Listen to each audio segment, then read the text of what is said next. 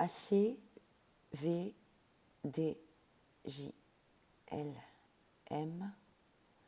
qui n'ont jamais le temps de rien, et à WPMVC qui ont toujours l'impression d'attendre.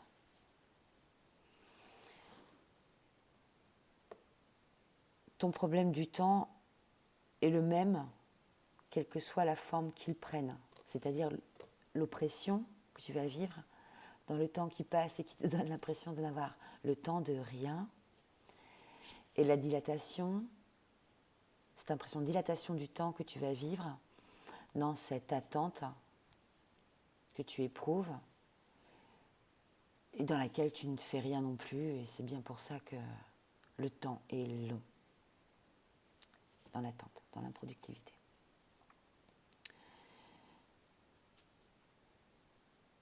Il n'y a pas beaucoup de solutions pour se confronter à nos propres limites de temps que le saut de notre expérience. Et de notre expérience individuelle autant que de notre expérience sur le plan collectif. C'est-à-dire que normalement,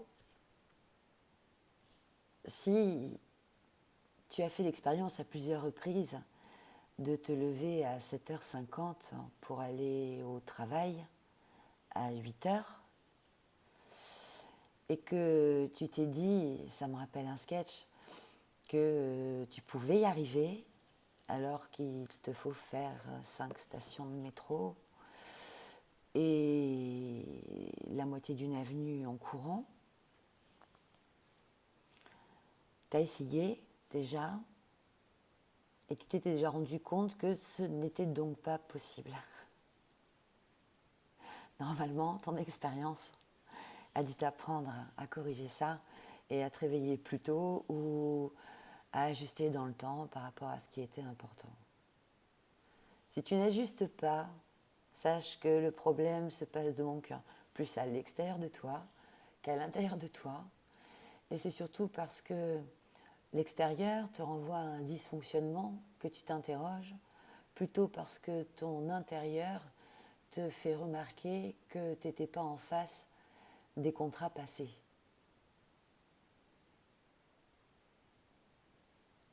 C'est une piste, ça, mais ce n'est pas la solution. Quand tu vas être dans l'expansion de ton temps, tu te poseras la question de est-ce que tu fais bien de prendre ton temps, parce que tu as toujours l'impression d'aller prendre le temps de quelqu'un. Donc ta problématique d'exister dans l'attente et sa frustration devrait te proposer de réfléchir à ta place d'enfant qui attend.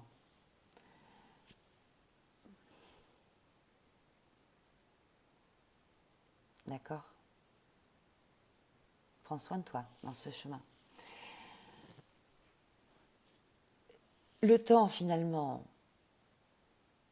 il n'a d'importance, et tu ne vas vraiment le comprendre et savoir vraiment comment le doser pour toi qu'à partir du moment où tu vas le mettre réellement en face de ce qu'il est, à savoir ta seule justice. Parce que cette notion du temps limitante, elle commence à ta naissance, elle se finit à ta mort. Ton temps d'incarnation est compté.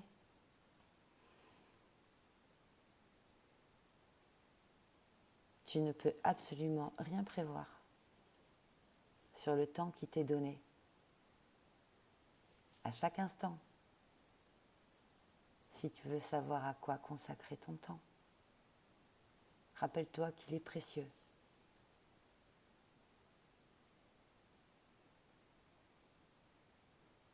Note bien que je te dis ça tout en étant capable de souscrire un crédit immobilier sur 30 ans. Vice l'ironie du sort.